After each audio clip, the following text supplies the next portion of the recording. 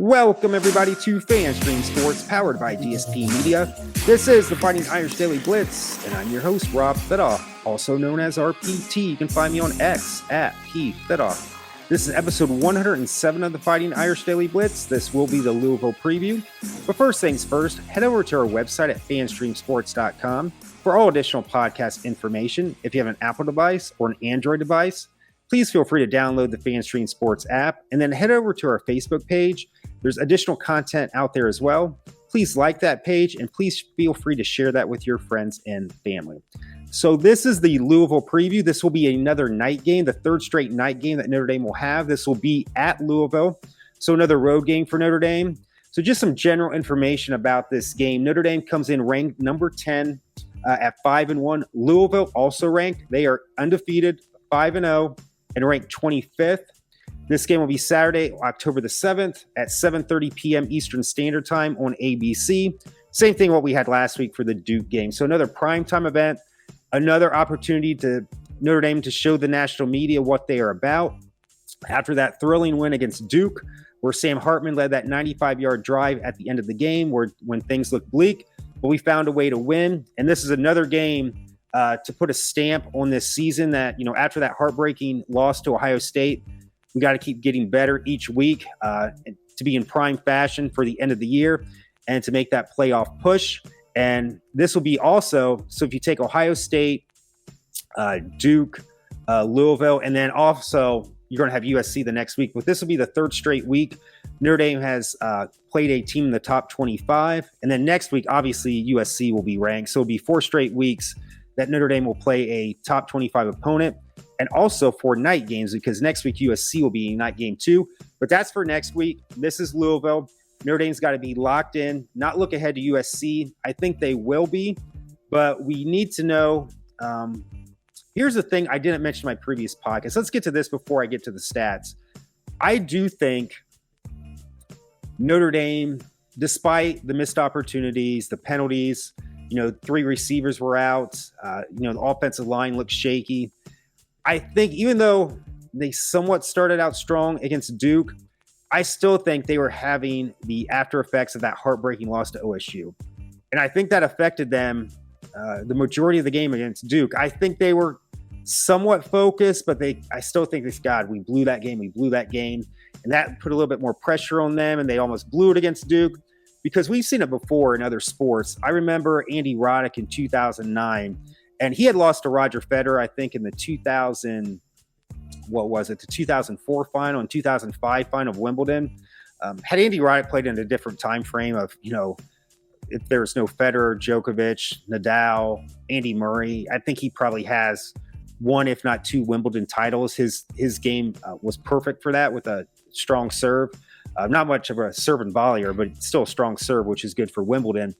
But he lost a heartbreaker. He lost 16-14 in the 5th set in 2009 to Roger Federer, and he never came close to a Grand Slam again. At Wimbledon or the U.S. Open, his 2 strongest services. Now, Andy Roddick was not one of the greatest of all time, but I think that loss took a lot out of him, and then he retired 2 years later. Just one more example, when the Falcons, I believe it would have been the 2016 season, 2017 Super Bowl, they're up by, I think, 28 points to New England in the Super Bowl. And then Tom Brady and the Patriots make a great comeback. Matt Ryan, the Atlanta Falcons, they're pretty much never the same again. I think their coach was Dan Quinn. They have some pretty mediocre seasons after that. Matt Ryan ends up going to the Indianapolis Colts. I think he's retired now. Dan Quinn ends up getting fired. And you just see that in sports as well, where teams just do not recover. However, had we lost that game to Duke, I think you could have seen a continued downward spiral. But after a win, even how ugly it wins, it just makes the week go a lot better. Your preparation should be a lot more focused. Your energy, you have more energy. Just anything is much better after a win, even though how bad of a win that appeared to be. And I think, cautiously optimistic here, I think that's going to be the case for Notre Dame with this game. And I'm expecting more of I don't want to say dominant performance, but not going down to the wire. However, Notre Dame's going to have to score more than 21 points in this game. And because Louisville's got a pretty decent offense, defense isn't the greatest. But let's get to the stats real quick here. So Sam Hartman's, our leading passer, obviously, still has not thrown an interception, but he's thrown for 1,458 yards to 14 TDs. Their quarterback is Jack Plummer, 1,400 yards as well, 11 TDs, 6 interceptions. Aldrich Esme, still our leading rusher, 95 carries, 672 yards, 7 TDs. And their leading, I want to get this name right, their leading rusher is Jawar Jordan, and he has 66 carries for 510 yards, 6 TDs, so pretty solid. Our leading receiver, this is a concern. We're back to the Michael Mayer type situation of the last year, what we had. Mitchell Evans is now the leading receiver on Notre Dame. That cannot be. You cannot have your leading receiver be the tight end, because obviously that means your receivers are, how can I say this? They're not developing like the way we should. They're not getting open. And I know Chancey Stuckey's a great coach. He has done wonders since Dell Alexander.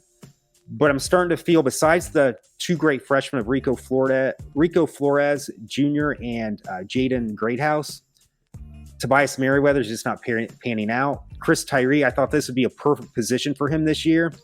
And maybe he's just so, I don't want to say scorned, but the last 3 years, he was not used the way he should at Notre Dame. And maybe that just has affected him for his senior season as well, because I just thought, God, get him into open space. It's a matchup nightmare for opposing teams. But now I'm just starting to think, is he damaged from the previous 3 years? We shall see, because we're almost to the halfway. Well, we are the halfway point to the season. So hopefully the second half is a little bit better for Chris Tyree. But Mitchell Evans, 18 receptions, 272 yards. And for Louisville, their leading receiver is Jamari Thrash, and he's got 22 receptions, 444 yards, 5 TDs. If we just look at the general stats right here, total yards, Notre Dame is averaging 461 yards, which keeps going down since that Ohio State game. They were averaging about 500 yards prior to that game. And then Duke and OSU, solid defenses, but I said it in other podcasts, they're not the 85 Bears or the 2000 Ravens. We got to get this offense jump started. Louisville, they're averaging about 495 yards a game. We average 269 passing, 192 rushing, which is great.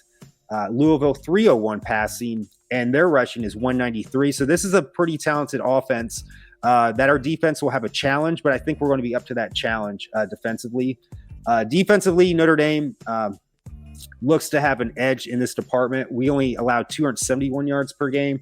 Louisville, 327. Notre Dame passing yards, we only allow 147 a game and 124 yards rushing a game. Louisville gives up 218 yards passing a game. So I'm expecting some bigger passing numbers if the offensive line can protect Sam Hartman. And then Louisville gives up about 109 yards rushing per game. So I think both, if we can mix it up, if Coach Parker can mix this up, have a little bit more creative offense. I think he's taking a step back since he had a decent game plan against Ohio State, but last week I kind of questioned his moves.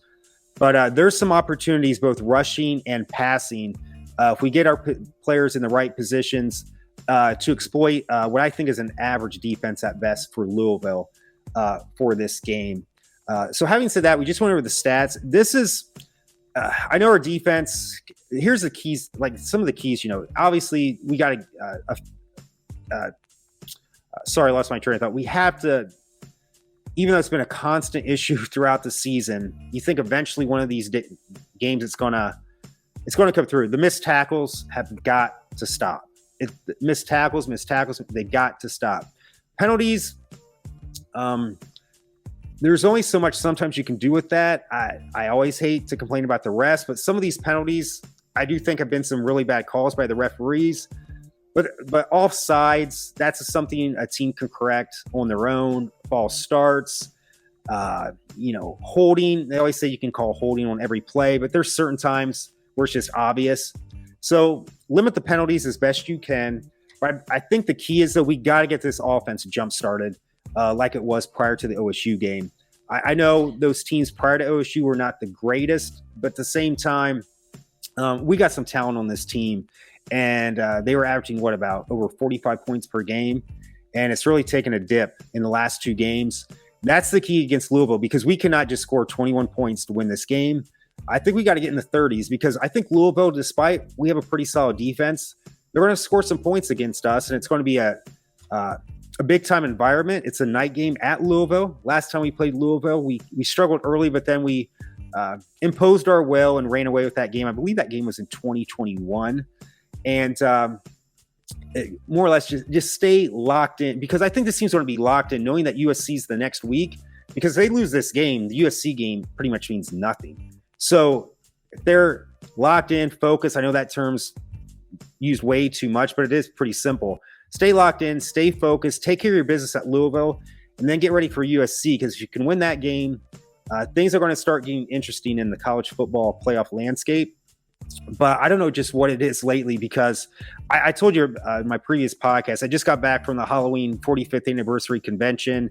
You know, the character Michael Myers, the serial killer. He's like a Freddy or a Jason, even though he's really just a regular person and not like the supernatural element of those two slasher villains. That's enough. More than you need to know. But I just think at times our offensive line seems to be going up against Michael Myers, where they're afraid of whatever, or, you know, Michael Myers getting in there, or like when we get close to a touchdown, Michael Myers is defending that end zone. Is what I mean, I know I'm kind of being facetious and, you know, a little bit weird here, but I've kind of put in the 2 and 2 things that I've gone through the last week with the convention and then with football to try to make an analogy here. But I just think this offense seems to be going up against a Michael Myers lately, whether it's just themselves or if these defenses are better than we think. I don't think the defenses are better than what we think. I just think the coaches had to put them in better situations, and they just got to, maybe the focus within the team has lapsed for whatever reason. But let's defeat Michael Myers offensively. Let's just put it that way, so we can start scoring some points again, because we're going to need points this week. 21 points isn't going to do it, and 21 points will definitely not do it when we get to USC the following week. So as far as my prediction for the Louisville game, it will be a pumped-up crowd. It's at Louisville. They're undefeated, ranked 25th in the country. I think maybe they do get out to an early lead, 7-0, 10-3, something like that. But I think we will exploit their I'm cautiously optimistic that we can exploit their average defense.